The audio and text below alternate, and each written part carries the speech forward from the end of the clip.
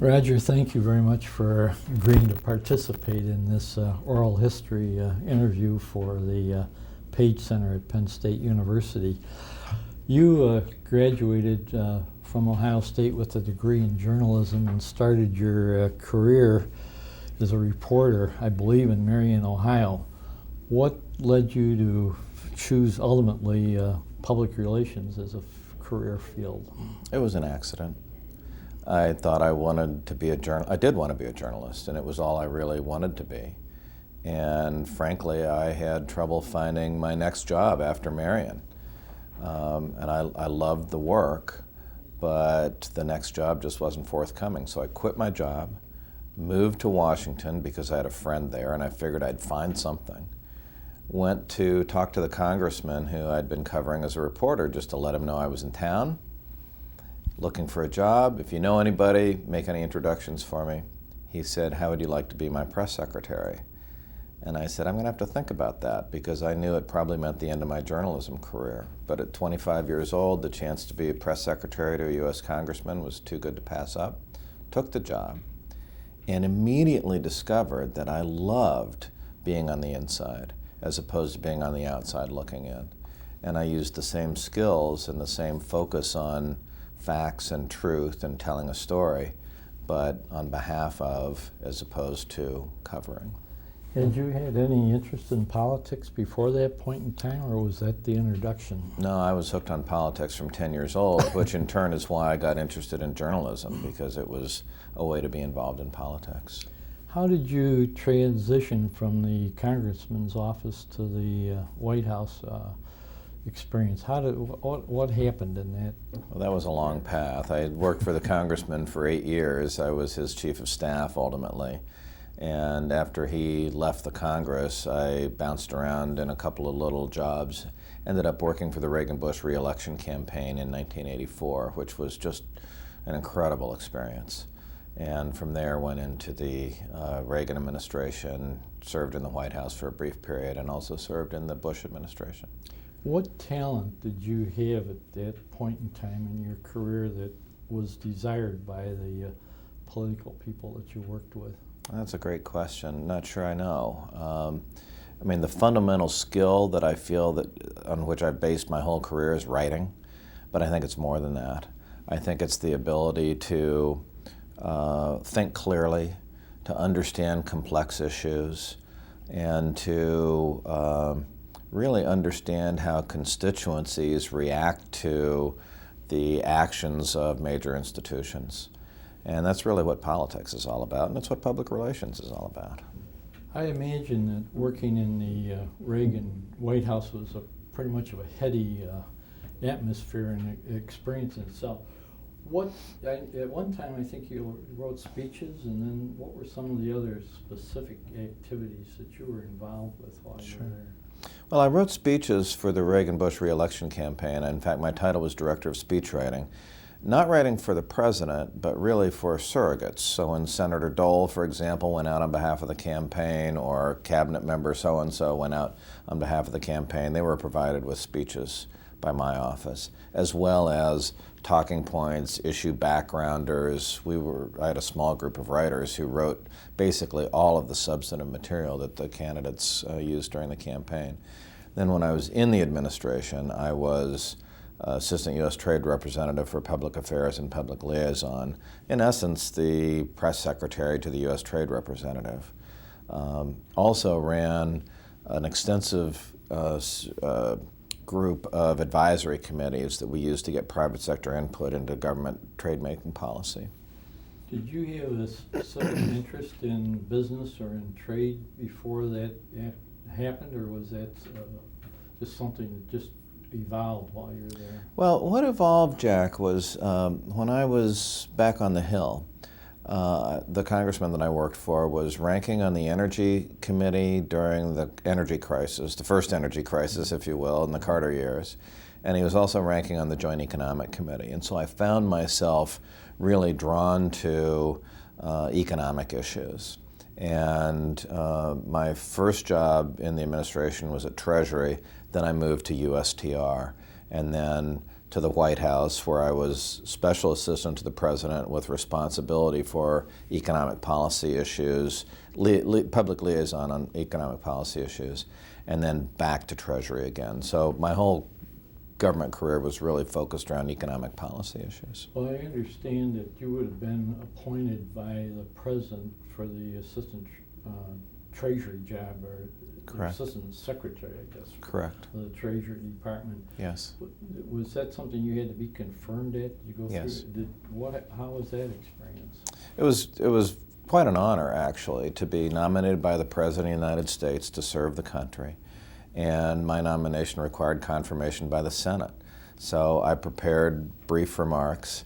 I was introduced by a senator and was asked a series of questions by a number of senators, and then subsequent to that there was a vote in the Senate that confirmed me as the President's nominee for that role. What would you say some of your major accomplishments were while you were in Washington in these variety of different experiences and jobs? Well, there's a lot. It was 16 years, but let me just pick one or two if you wish. The first one I think I would talk about is while I was at USTR, that's the Office of the U.S. Trade Representative. It was a really important time in the history of our trade policy because there was a growing protectionist movement in the United States. This was the mid-'80s. The Japanese were very much on the rise. American business was very much under challenge from foreign competition. And we had an administration that was very, very committed to a free and open trade policy and the belief that open trade leads to economic prosperity. And yet, people were losing their jobs, and there was significant concern within the body politic around unfair trade practices. And so the Reagan administration made the choice that it would begin to aggressively enforce Section 301 of the Trade Act, which allowed the president to retaliate against unfair trade practices from abroad. So I was basically the spokesperson for the president's trade policy at a time when this free market president began to put into place what some might view as protectionist policies in reaction to protectionism from abroad, and at the same time to use that policy to try to convince the rest of the world to come together with us to create a new round of trade talks that would further liberalize trade. So it was a real, we had a lot of focus on trying to get publics, not only in the United States, but around the world, to understand what we were doing, why we were doing it, and why this sort of retaliatory action that we were taking to protectionism abroad was not in fact protectionist, but was rather what we had to do in order to try to convince the world to move to a more liberalized trade regime.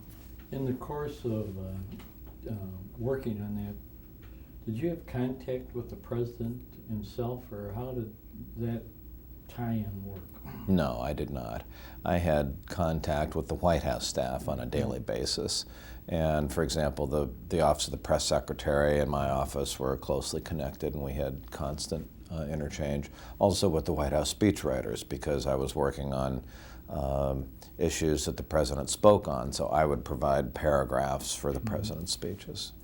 Was the atmosphere in Washington at that time, would you describe it as being collegial, or was there a lot of tension, or how did things go day to day? You know, it felt like tension at the time, but as I look at it in the context of the atmosphere in Washington today, I would have to say it was quite collegial.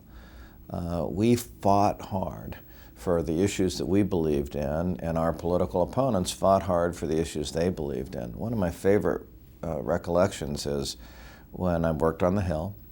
The guy I worked for, as I mentioned, was ranking on the Energy Committee, the chair of that committee, and he would go at it, just hammer and tong during a hearing, each one fighting hard to try to win. And then as soon as the hearing was over, they would walk down the hall. They were great friends, put their arms around each other, laugh, slap each other on the back, tell stories. And it was a different era. You don't see the same kind of collegiality outside the hearing room or the congressional rooms that you did in those days. What characteristic of yours worked most effectively for you? Was it your ability to write clearly, speak clearly, or how do you get your viewpoints really across in that kind of general atmosphere? Again, I think writing is the critical skill that I brought, but I think to be a good writer, you've got to be able to think clearly and express yourself clearly, and so the ability to communicate orally also comes into play.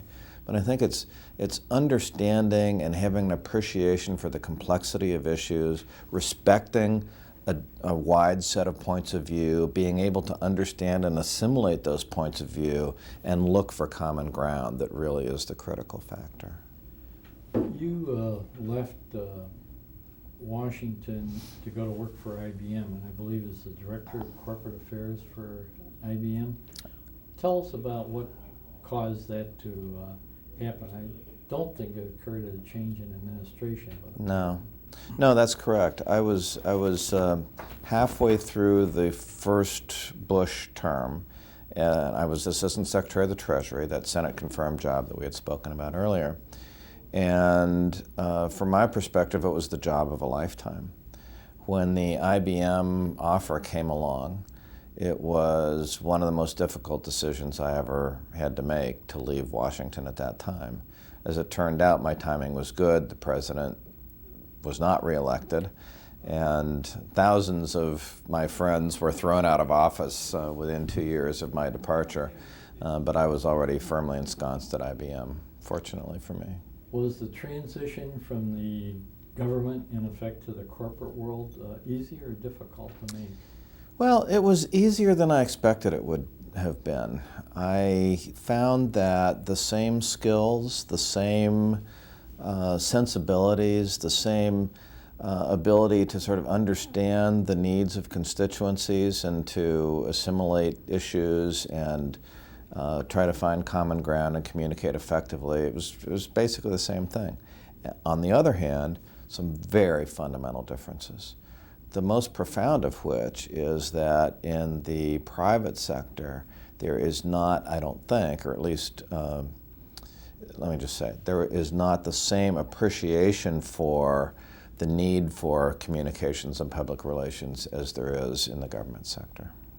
That's an interesting observation because of all the groups that need public favor, business certainly would be. The politicians recognize that. Do you think the time will come when business will finally figure out that it needs to communicate with its constituents just as effectively as the government people have? The best business leaders understand it today and always have. And I think that there is a growing appreciation for the need.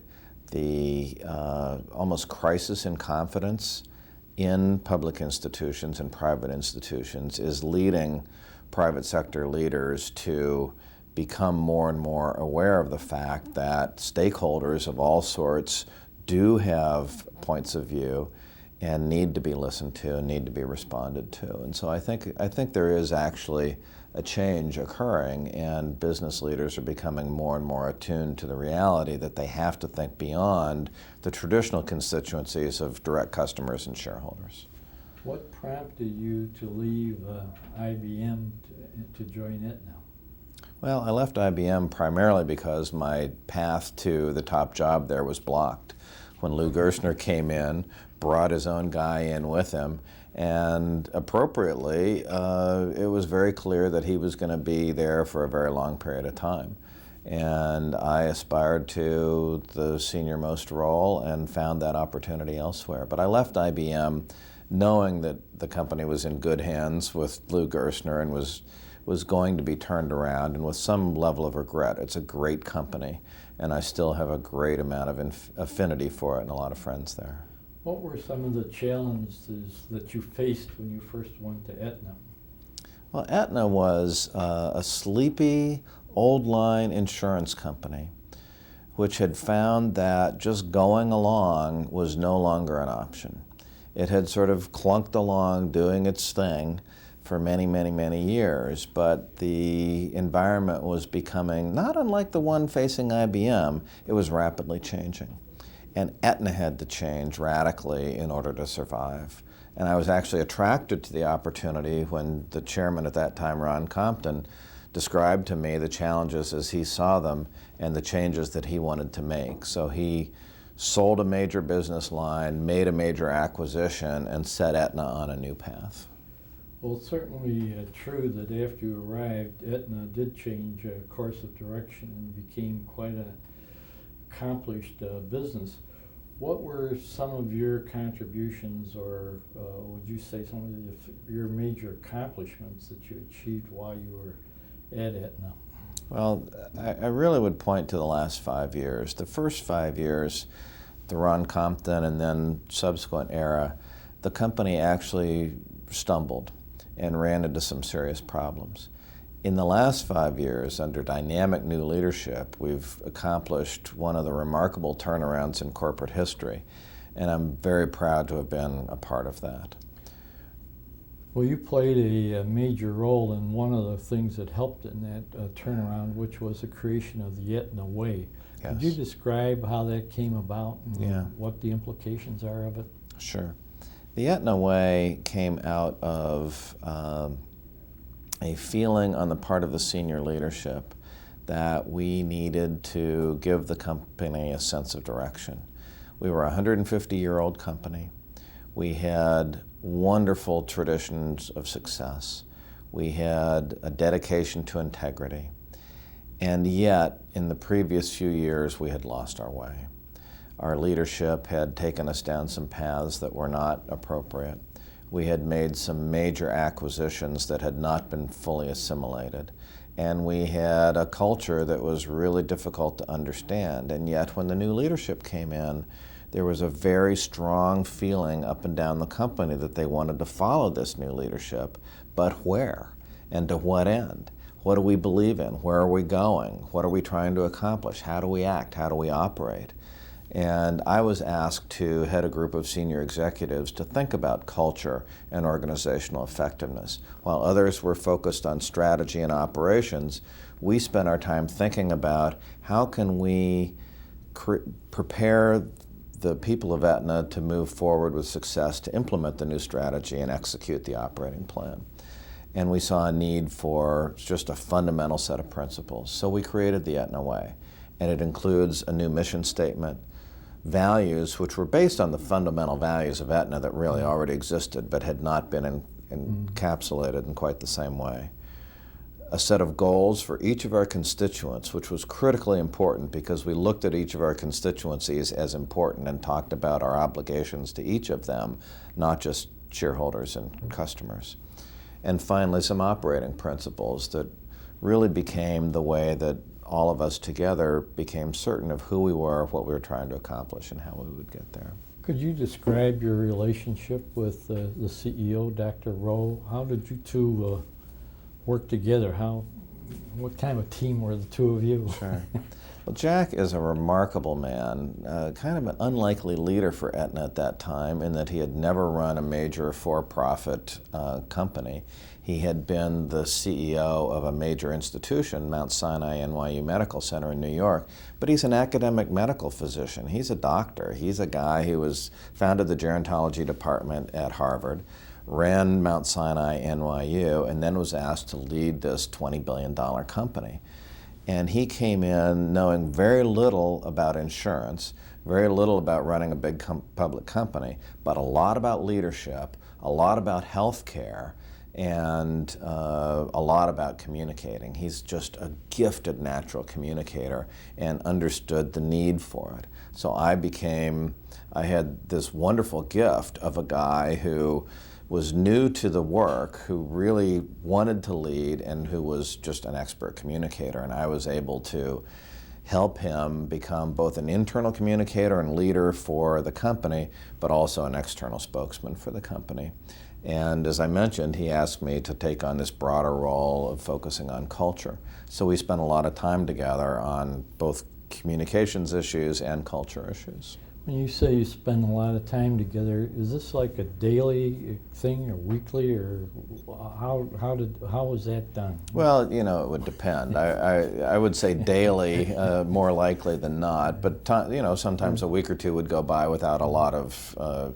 Depends on what was going on. But whenever I needed him, I was able to get him on the phone instantly. He liked being interrupted. He likes getting phone calls, and he would call me out of the blue. And in fact, one of the great things about Jack is he'll just come down from the ivory tower and wander around the building and come wandering into my office just to see what I'm up to. So it was a nice, easy, and kind of informal relationship. Were the other senior officers comfortable with your relationship with the CEO? I think so, yeah. I think that there was certainly nothing threatening about it, and it was a relationship that I think added value to the company. You had to have a degree of credibility with the other officers and actually with your subordinates. Yeah. What do you feel contributed to the fact that you had that kind of relationship and had credibility and were accepted, that your ideas were accepted at it? Yeah. I think the fundamental first thing is you really have to spend time understanding the business. And I learned in my government service as I moved from energy policy to trade policy to international economic policy at Treasury, the savings and loan crisis, third world debt. You got to be able to move from issue to issue to issue and not do it at a superficial level. You've got to be able to drive down deep. You've got to be able to understand the fundamentals and understand the critical success factors for that organization in order to make a contribution.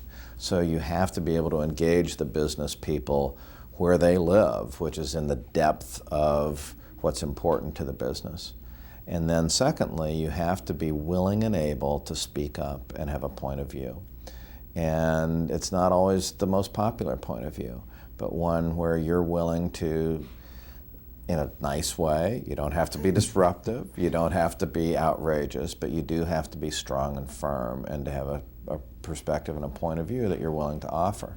And if you're willing to do that consistently, and you understand what you're talking about, you know the business and you understand your field, you will be respected. I see too many people who are afraid to speak up for fear that their advice won't be welcome. And in fact, it's not always welcome. But if you sit back and sit on your hands, you will not be respected, you'll never have an impact on the organization, and you'll sort of wander off into irrelevance. How large was your staff and what did they do? What were their responsibilities? Well, I've got a total of about 90 people in my organization today. But we've got responsibility for most of the communications at Aetna. Obviously, we have corporate communications, including both media relations and internal communications. I also have reporting directly into me the people who do communications on behalf of the business units, both PR and internal communications. I have advertising, brand management, and a creative services division that provides collateral materials for our business areas. What functions do you outsource? I mean, do you hire agencies specifically to do, and how does that work as far as with your internal versus external groups? Well, we have an ad agency, obviously, for our advertising. For PR, we do the vast majority of it internally. The only time we go outside for PR is for a specialized major acquisition or divestiture, and even then we've done so many of them that we do most of it in-house these days. We also have an outside PR firm that we're using for a consumer PR campaign that we've been conducting for the past 2 or 3 years. But the vast majority of work that we do is in-house. How do you measure the success of your programs? What's the criteria by which you think that you've actually done something good, or maybe that you've followed up somewhere? Yeah. Well, public relations is all about opinion. It's about what people believe, and it's about how they act. And so how they act part is harder to get at than the what they believe part, because you can survey them and ask them what they believe. And so if you have goals that are associated with communications you can measure what a constituent group believes over time, and you can see if you're making progress, so we do that.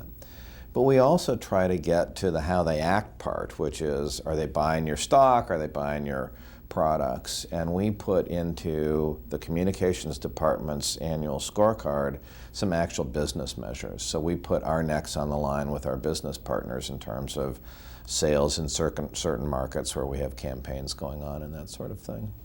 Does that mean that you are expected to reach for spending X number of dollars for advertising, that you expect some kind of a financial return from that? Or we're not able to measure direct financial return on advertising, but we just simply say, as a part of our scorecard, that membership, which is our primary goal, it's sales in essence, in certain key local markets is part of the way we'll be measured.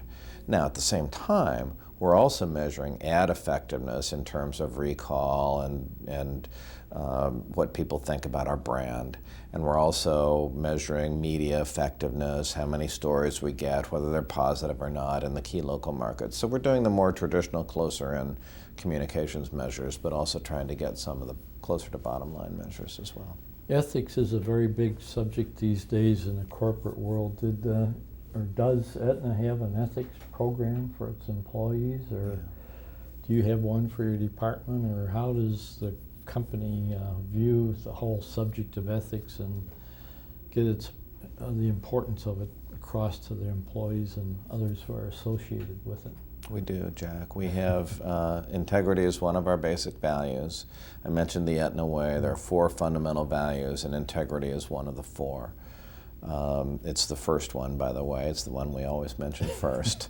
And we do have a corporate ethics program. We have a required annual certification that each employee has to take.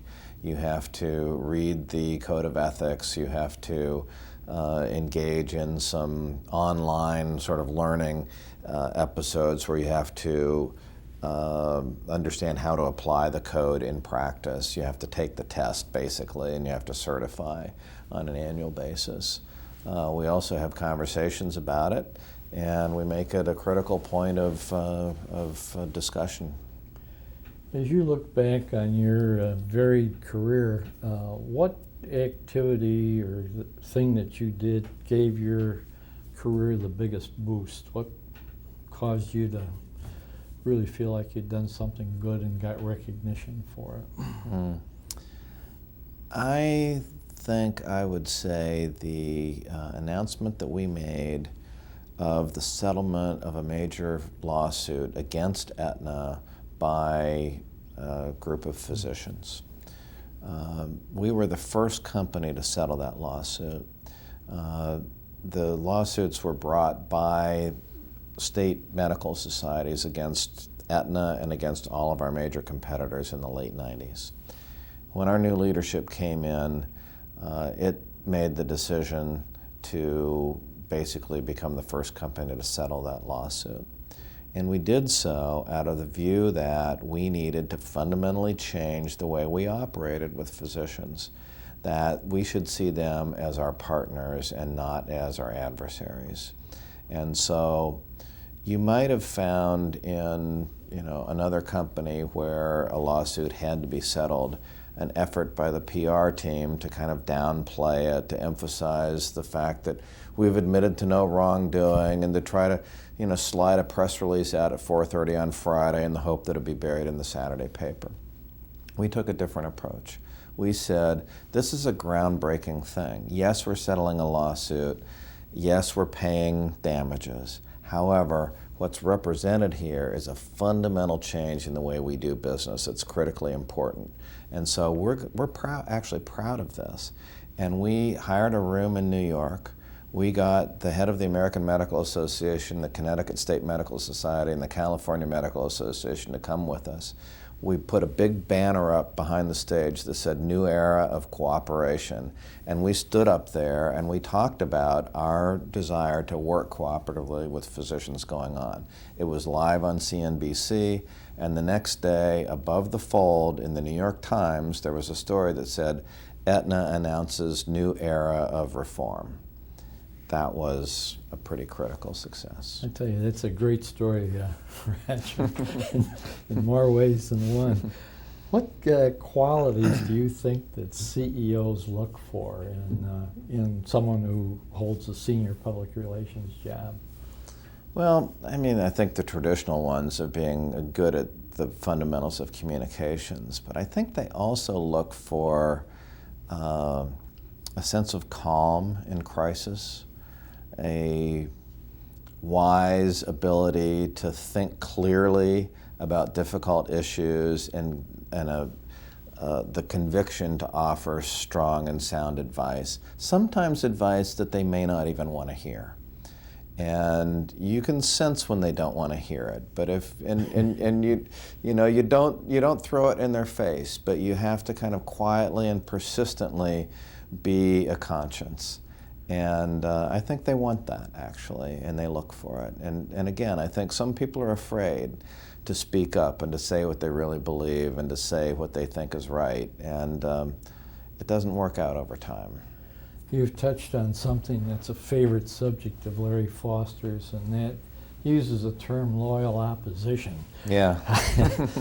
Can you disagree, and to what extent can you, with a CEO and still maintain a relationship?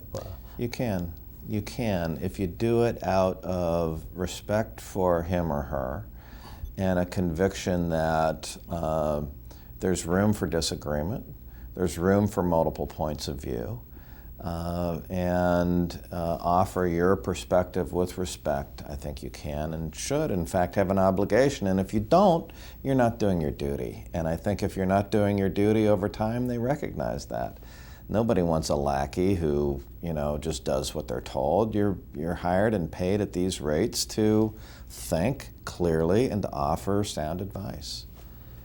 You have a wide acquaintanceship among senior public relations people and know quite a few of them. What characteristics do senior public relations people have that are sort of self-defeating tendencies that they have, maybe be overly verbose or to bullshit or to do one thing or another? What's your observation on that? Well, you don't see it often, but there are some who seem to let their own ego get a little bit in the way, and they start to become the story, or to see themselves as being maybe bigger than they really ought to be. It's a staff role, after all, and you've got to recognize that ultimately you're not the decision maker, you're the advisor. And I think it's important to take that role on seriously with some degree of humility, but also with a centered calmness and conviction that doesn't waver from day to day and issue to issue. You mean that you may think that we're kind of wandering around here, but there is sort of a pattern that's being followed. But based on your experience in both the government world and in the business world, what were some of the major differences that you see in the work environment, or similarities that, because you've had your feet in both camps, and what are your assessment of how they are and how they operate? Yeah. Well, one thing is that I think people in government don't get as much credit as they should for being smart, dedicated, hardworking people, and I think they are equally so as to people in business. I had, when I was in government, a healthy respect for the corporate world, and I think that was merited. Since I've been in the corporate world, I've seen much less respect for people who spend their years in government. And I think that's unfortunate and inappropriate, because I think that people in government do work equally hard in many cases and are equally dedicated. I also find that in government there is perhaps a better appreciation for the needs of a better appreciation for the need to be focused on public opinion It's just inherent in politics. There's an election and you've got to be elected. And in the private sector, sometimes a narrower view is taken of who your constituencies are. And one of my favorite Arthur W. Page quotes is the one about existing with public permission, because I think that really is important it is true of, I should say, as true of the corporate world as it is of the government world. Success in being successful in business, particularly at the senior level, really depends on knowing a lot about the business that you're operating on. If you don't know the business, you have a minimal chance of really being a success at the highest echelon, which is different than being able to write a news story of one kind, which you need to know that too. But there's a great emphasis on where I'm moving into is the field of public relations education. And what I want to say is, how much do you really need to know about public relations as a discipline from an educational standpoint to be successful as you do about business and human nature and that sort of thing? Well, I think you need to know both. And, I don't know that you necessarily have to have formal training in public relations to be successful at it. I had journalism training, and I think it's close, but not the same thing. But I think I learned the basics of public relation on the job, and I think you do have to know about it. Where you get the knowledge isn't as important as the fact that you have it. And I think you need to be, as you suggest, very deeply acquainted with the fundamentals of the business, or you won't be able to operate effectively. But you also have to understand the essence of public relations in order to be a professional leader of your function. When I was looking at the question, I was looking at it as both in the government world and in the business world, and I think you basically answered that, because the next aspect of that would be to get into the subject of ethics. Is to people in business are expected to be ethical. And I think we expect people in government to be ethical, but there seems to be a perception these days that neither one is doing too good a job at it. And so, from your experience, is there a sense or an awareness of the need in either area to be highly ethical, or is it just we do what we have to do to get it done? Well, I feel that I've been very fortunate to work in companies that have been very focused on operating ethically.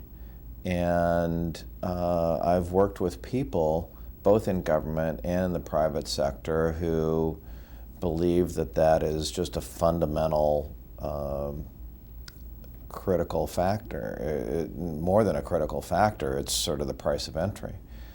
It surprises me and alarms me when I see people in politics or in business who are willing to do whatever it takes to get whatever it is that they want. And unfortunately, they do seem to exist. It's shocking. And I don't know where it comes from.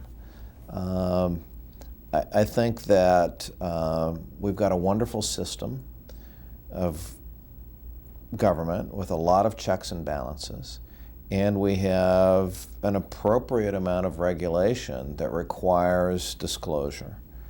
And I think that transparency and disclosure are the critical factors in allowing constituents to see what it is that political leaders do and what it is that business leaders do.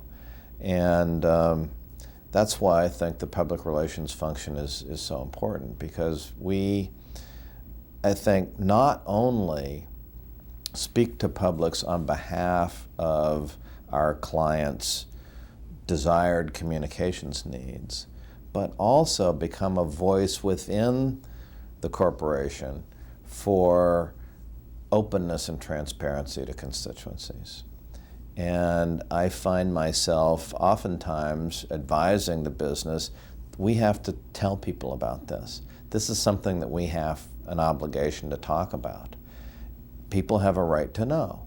We're a large corporation. We earn $20 billion a year. We've got thousands and thousands of shareholders. We affect the lives of, I'm talking about Aetna, 25 million Americans who rely on us for their health care coverage and other things. And we have an obligation to operate openly, to give people insight into what we're doing and why we're doing it. It's our obligation, and we take that obligation seriously. Okay, when selecting people for your department, what Yeah. characteristics and abilities do you look for?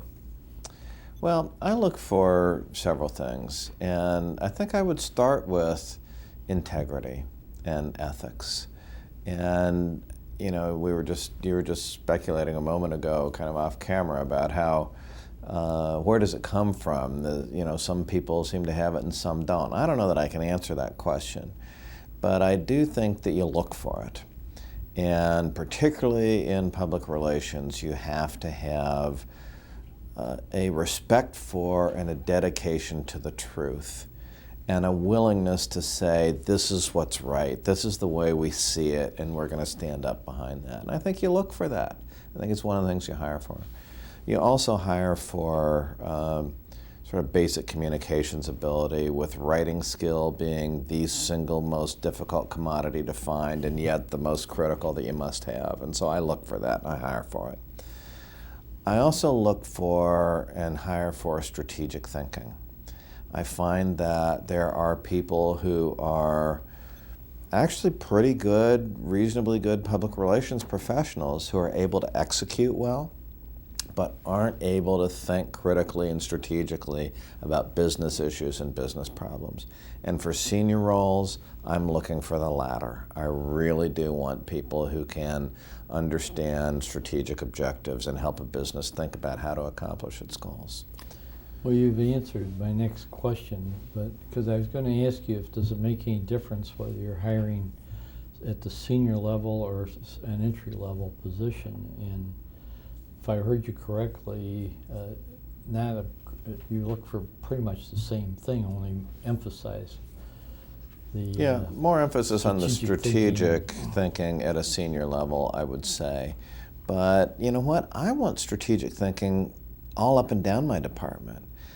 Even at the most junior levels, I've got people who are advising businesses on important PR considerations. And if they don't understand that business, and if they don't understand how to think critically about the business needs and about how to apply communication skills to help the business accomplish its goals, and at the same time be strong enough to stand up for truth and doing the right thing and have a broad perspective on the needs of constituents, that person's not likely to be very successful. People who are good at writing and can write press releases, but sort of sit there and wait for someone else to say, oh, go write a press release about such and such, aren't of much value. I can say amen to that. What about educational experiences? Do you look for any particular type of educational experience in either new hires or senior people? I love it when I find journalism experience and journalism training, but I don't necessarily think that formalized public relations or journalism training is critical to success. I think that experience is. And if you've got a law degree or an economics degree or a business degree, and yet you've proven that you can function effectively as a communicator, I think that's just fine.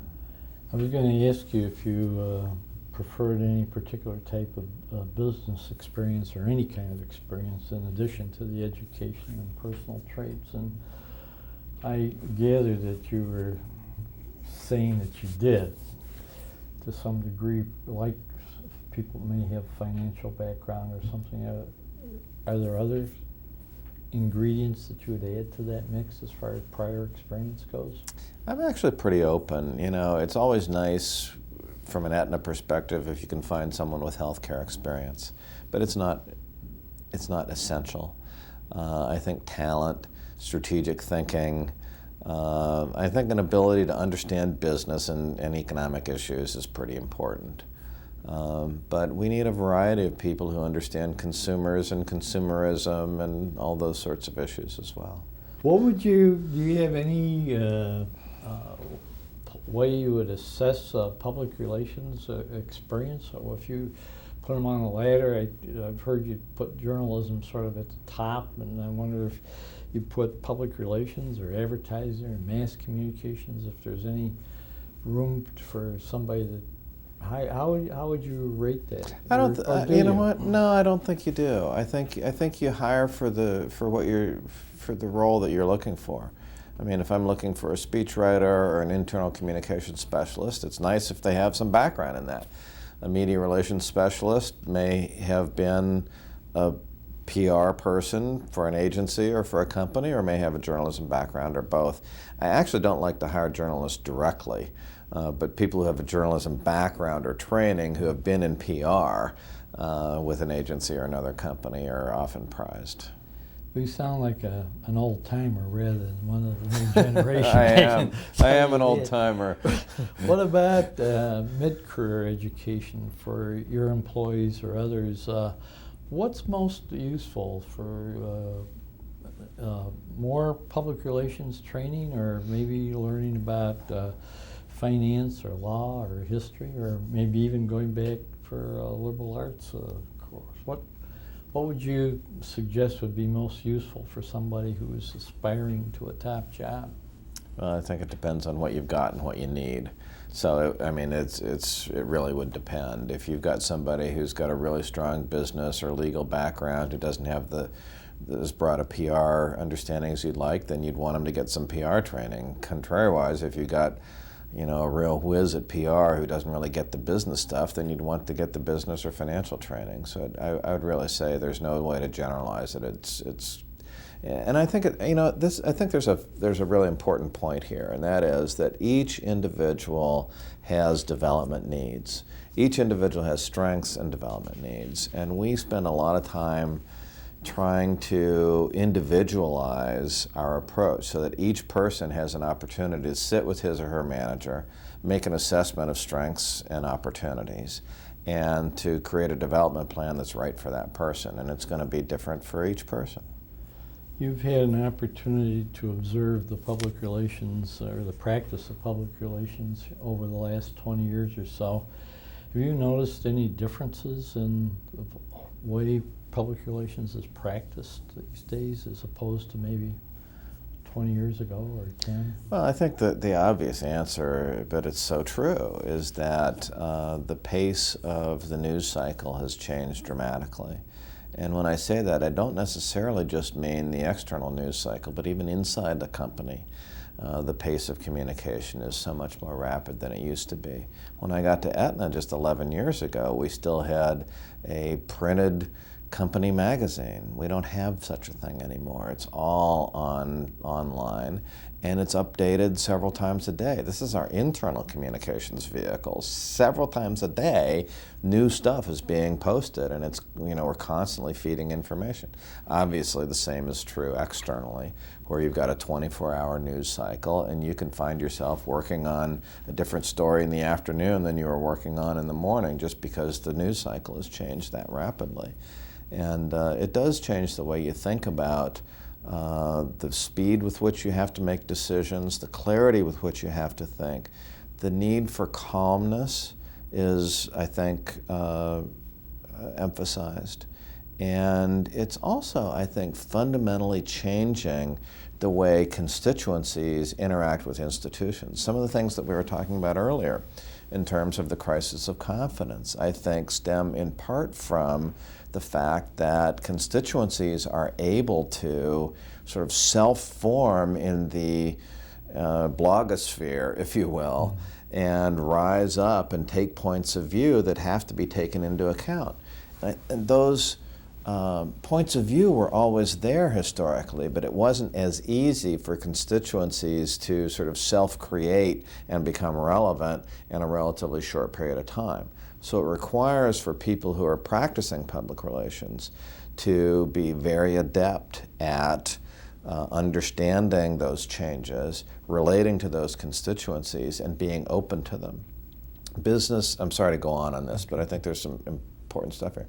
Business organizations historically tend to be a little insular and sometimes even a little arrogant because they feel that they can dictate their own terms.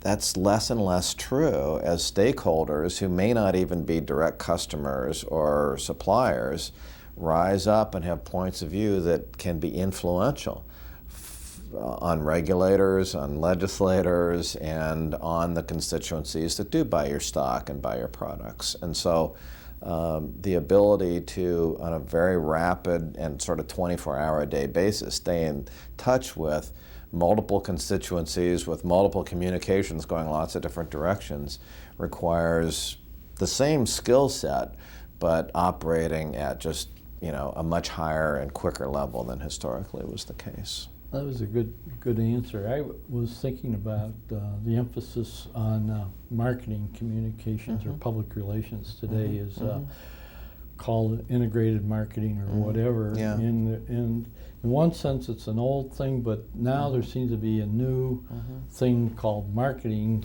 public relations, which is a subset of marketing as opposed to being the reverse of that.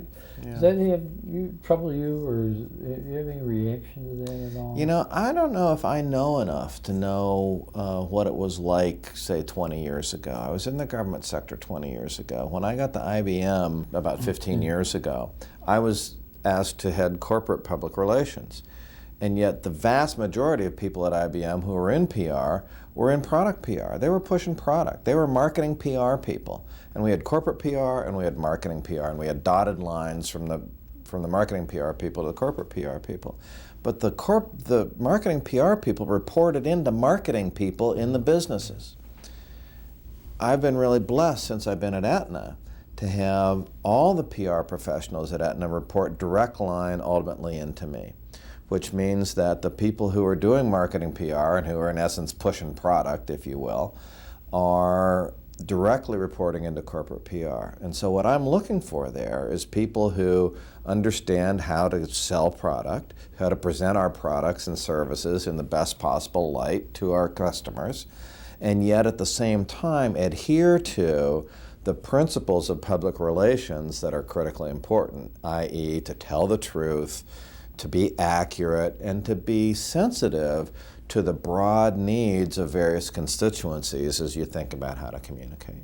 In that connection, do you believe that the purchase of public relations firms by advertising agencies is a good thing or a bad thing, or does it make a difference, or will it have any impact on ethical behavior at all to have public relations firms owned by really profit-oriented organizations? Yeah. I'm not sure that I know the answer there. I will tell you that I think, to me, the alleged promise of that, which is for these companies to offer a more integrated set of services, I don't really see that developing. It appears to me that they're still pretty separate, and they'll come in and make a pitch about how they're aligned with, our PR firm is aligned with the ad agency and the direct marketing agency, and all, but they seem to have met each other the week before they came in to make the pitch. They don't really come across as being integrated. So I'm not sure that I see the value, particularly from that standpoint. Besides, I'd rather be the integrator. I may want to procure different kinds of agency services, but if there's going to be an integrator, I don't want it to be somebody sitting over there in the top echelons of some agency who doesn't understand my business. That's my job. So I'm not really looking for that. And it may be that there are inappropriate, not inappropriate is the wrong word, but there may be influences on PR agencies once they're sort of brought into these larger conglomerates that aren't conducive to the pure conduct of public relations as I would like to see it done. But my guess is those firms won't survive long if they don't continue to meet the needs of their clients. And a client like me is going to demand pure, unadulterated public relations expertise. And if I don't get it, I'm going to move to an independent firm where I can get it. So I don't know that I think the marketplace will dictate the value that these firms are able to provide. And if they start to run astray and it's not a valued service, then they'll have to fix themselves. Do you think that the so-called scandals, to use the word that comes to mind, that have affected Fleischman and Ketchum in recent times, has that affected or polluted the environment for public relations per se? Or? Well, it hasn't helped. And yet, I think public relations has suffered over some longer period of time from a broader set of problems than just those more recent ones. And really, I think one of the things that concerns me is that the term itself has fallen somewhat out of favor. I happen to like the term because I think it has the value of having the word public in it. And again, going back to Arthur Page and his view that companies exist with public permission, and this idea that you have to operate in the public interest is conjured up by the term public relations. And the fact that public relations has been perceived broadly as being all about spinning and weaving an unreality as opposed to what it really is quite troubling. Well, I would agree with you. In fact, recently there are many people that call PR people spinmeisters. In fact, somebody wrote a book, the Public Relations, The Art of Spin.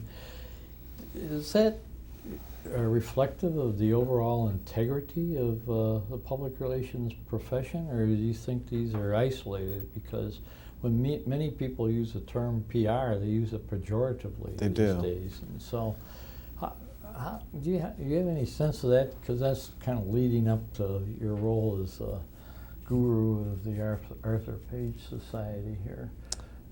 Yeah, well, you do see it used pejoratively, and I have to believe that it is the exception and not the rule. Just as I believe that the Enrons of the world and the WorldComs are the exception and not the rule. They're very high profile.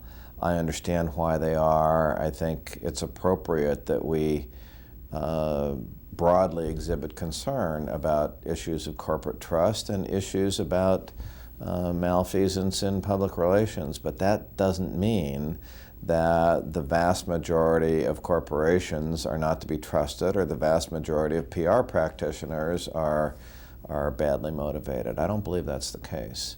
In fact, I think that public relations, when it's performed well and effectively, it's done with that dedication to the truth, because over time, you know what? It won't work if you don't, because people aren't stupid, publics are smart, and publics deserve and will get the truth. And if that's not what we're about, then we won't last long.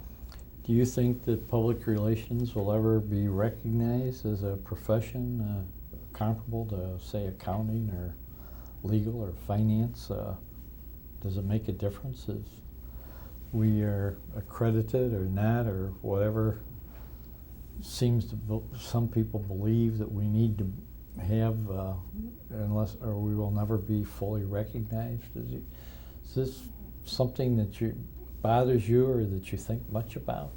I haven't thought a lot about it, but my off the top of my head answer would be I don't see accreditation as being critical to the success of the profession.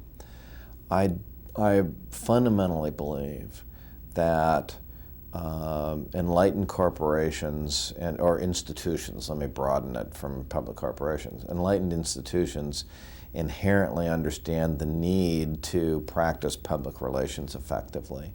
And leading practitioners will always find a home in those institutions. Let's talk for a little bit about your relationship to the Page Society and the vantage point that you have as president. Mm-hmm. One of the hallmarks of the Page Society is the so-called Page Principles. Can you describe for you personally how meaningful the Page Principles are and what their value is not only to the society itself but to business and public relations in general? Yeah. I think that we are incredibly fortunate in the Page Society to have Arthur W. Page as a rallying point. We could be, named the, Senior Corporate Public Relations Officer Forum or something like that. But if we did, we wouldn't have a person who stands for a set of principles as our kind of founding anchor. And it's critically important to us as a group to be able to rally around an agreed upon set of principles that are enduring and unassailable and give us an anchor, a center, a reason for being that is meaningful. One of the things that the Society's taken upon itself to do in recent years is to help corporations improve their reputations by putting an emphasis on building trust within corporations. What other things can the Page Society do from your standpoint that could help elevate the reputation of corporations nationwide or even worldwide? Yeah. Well, that's a great question, and we're thinking hard about that right now. In fact, the book project that you were instrumental in bringing forward, Jack, was just a wonderful contribution, not only to the Page Society, but more broadly.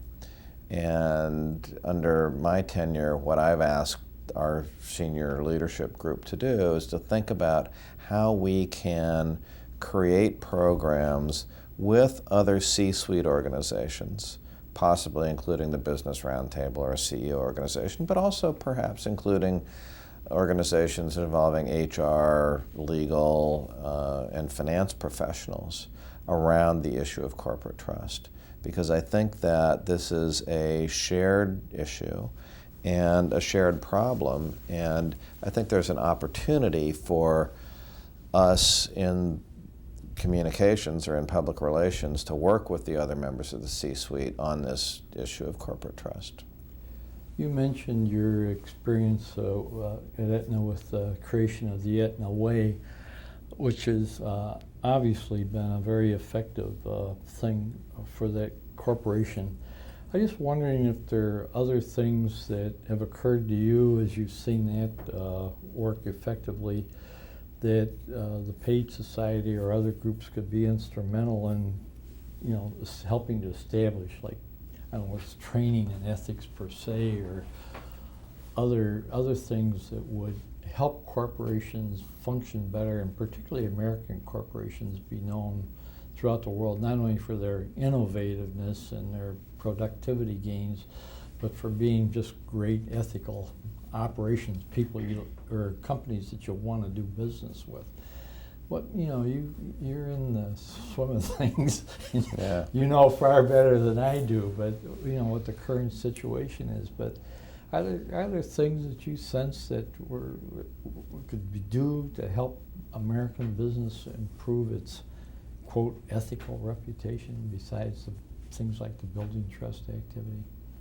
Kind of a convoluted question. Well, I think that's what we're searching for, and I appreciate your reference to the Aetna Way, because I think that the Aetna Way, the J&J Credo, others like it, really are something that can distinguish corporations and make them become more trustworthy, not because they have them and they put them up on the wall and that should somehow be admired, but because if they're done correctly, they can actually change the way you operate.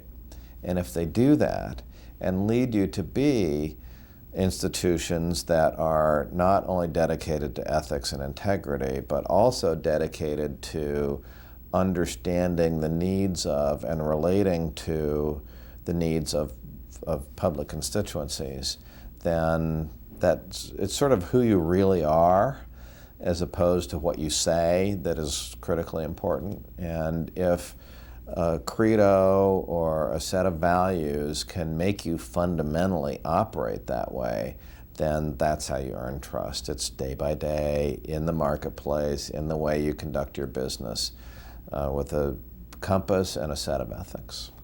I want to pick up on a phrase that you used in that answer, which was, and I've heard you talk about this recently, when you said they can be effective if they are done correctly. Yeah. What does that mean? Well, it means just that they're more than just up on the wall. I think Enron had a sort of was widely known that they had a set of ethics or corporate principles of one sort or another that weren't really a part of the fabric of the way the company operates. It has to be something that is truly embraced by senior leadership. Not only talked about by senior leadership, but lived by senior leadership. And it also has to be something that is embraced up and down the company. And if I may, let me just tell you a little bit about our experience at Aetna. When we introduced the Aetna Way, there was such a hunger for it. People wanted it so badly that without us even mounting a campaign, we did put up some graphics on the internet site that, this is what it looks like, so people were printing those out and putting them up in their cubicles. People were having posters made and putting them up in the service centers.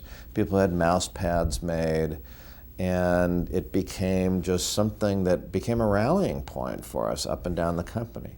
Jack Rowe and Ron Williams, our two senior executives, haven't given an internal speech in the last 5 years where they didn't show it on a slide and talk about it. And we've woven it into our training so that we give people training courses on what the Aetna values and the Aetna Way really means, how to incorporate the understanding of it into your daily operations so that you're actually thinking about it. And I've been really gratified to see us in the middle of very difficult business meetings, someone will make reference to it and say the problem here is we don't have a focus on the people who use our services. So we put at the center of everything we do. And so the references to it come out in the course of doing our business. It's become part of the fabric of who we are. And it really requires that kind of dedication to it and belief in it. And I think J&J has a much longer history than we do of having had that kind of focus on it that makes it real. Have you ever had situations where the bottom line and making an ethical decision came into conflict with one another? Any come to your mind? Maybe not, but maybe they have, where doing the right thing was something that ultimately wasn't done? When doing the right thing was not done? Yeah.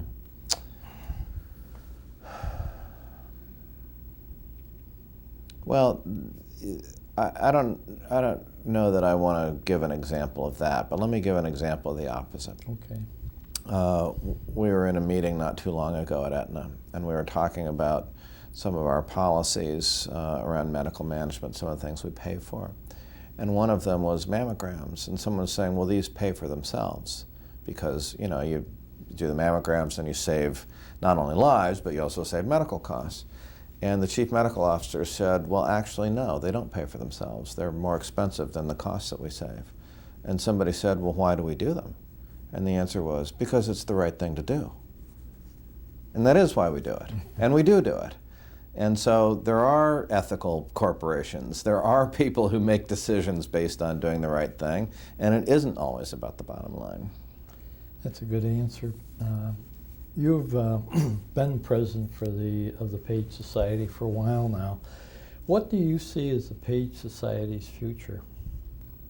The Page Society is, and has been for some time now, a place where the leading professionals in corporate public relations can come together with a few leading people from agencies and academe to engage in ongoing learning, continuous learning environment, and networking in the context of a set of principles which we all embrace.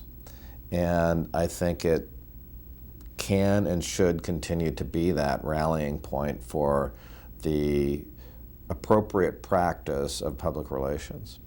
It also, I think, has the potential to make a broader contribution even to engendering corporate trust. And I think that's what we're looking for today, is how can we work with CEOs and other C-suite organizations to advance corporate trust by helping corporations operate more in the public interest in a way that's consistent with the Page principles. You'll be interested to know that we're getting into the final phases of these questions, I know. But you're familiar with the work going on here at the Penn State in conjunction with the Arthur Page Center. Yes. How do you see these two organizations, the Page Society and the Page Center, working together, and what do you think the center can do to make a big contribution towards furthering its goal of trying to improve integrity in public communications? How can these two big entities come together and do something really constructive? Well, I'm about to attend my first Page Center board meeting, so I hope to learn more about the Page Center and what it does and how we can work cooperatively together. I think that the research that the Page Center is beginning to fund has the potential to significantly advance the knowledge in the profession of how to operate ethically and operate consistent with the public interest. And I think that what I would hate to see is for this research to not be exposed to the people who can really benefit from it, who are in the practice of public relations. And so what I would like to see is a connection between the Page Center and the Page Society, so that the academic work around ethics and PR that's being sponsored by the Page Center can be brought to the senior professionals in the Page Society who are operating today, and can become kind of a conduit for bringing that research and that learning to the fore and bring it to the attention of the people who are practicing. What are some of the most important issues or enduring truths, if you will, that you have learned during your career? Tell the truth, prove it with action. Not all bad. Keep a sense of humor. I'll let you think about that for a while. These are just some quickies to wrap this up with. Who are some of the people who have had the greatest influence on your career or your life? Well, I'd like to say Arthur Page, and actually, although I don't know him, I would have to say he has had an influence by virtue of the group of professionals who have come together. Secondly, I guess I would say a group of people, including yourself, who have been mentors within the Page Society and have helped me learn. I can't imagine how lonely the job I've had for the last decade or so would have been had I not had the opportunity to have this networking environment that the Page Society has provided me. If you had an opportunity now to take a one-year, all-expense-paid sabbatical, what would you do? Well, I'd write a book about the Aetna turnaround and about the importance of the Aetna way to the success the company has had over the last 5 years. Is there a book or a writer or teacher who has made a difference in your life or the direction that you've taken? Not a book or a writer or a teacher, but I have, in addition to people like yourself who I've known who are in the profession, I've had the great privilege of working for some great government and business leaders, including President Reagan, including Secretary of the Treasury Nicholas Brady, including Clayton Yiter at USTR, John Akers and Lou Gerstner at IBM, Jack Rowe at Aetna. Just a series of incredibly wise business leaders and government leaders who I've been able to benefit from in terms of my association with them. Is there a historical figure, living or dead, that you respect or would like to emulate or have emulated? Do you have a hero? Yeah, I do. I would say they tend to be political, the people I admire, and I would mention Harry Truman and Ronald Reagan. It's a very good answer. If you hadn't had the career that you already had, what would you have liked to have done? Would you like being a cowboy or a sailor? No, you know what? I started out to be a journalist, and my career went this direction, and I don't regret it for 1 second. But if I could have seen my journalism career through and seen where it would have led, that would be interesting to me. How would you like to be remembered? Gee, I don't know how to answer that, Jack. It's a real nice guy, brilliant, hard-charging. Not brilliant or hard-charging. I guess as somebody who tried to do the right thing. That's a good answer. That winds up this particular session as far as questions go.